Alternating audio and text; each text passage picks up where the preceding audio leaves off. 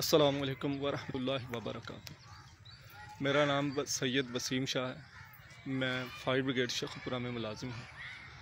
आज हालात से तंग आकर ये वीडियो अपलोड कर रहा हूँ। 2 माह हो चुके हैं, 2 माह से ऊपर हो गया, 3 माह होने वाले कि हमें सैलरी नहीं दी गई है। हम फायर ब्रिगेड अमला 28 मुलाजमीन हैं जो परेशानी की ज़िंदगी बसर कर रहे हैं।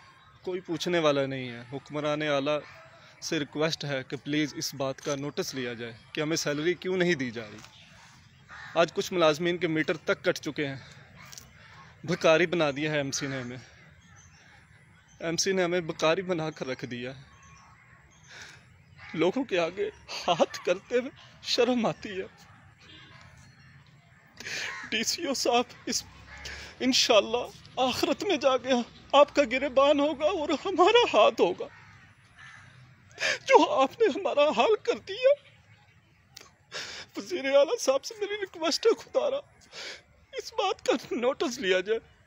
मेरे बच्चे में का दूध तक बंद करवा दिया। इतनी सख्त नहीं है कि मैं आटा ले सकूं।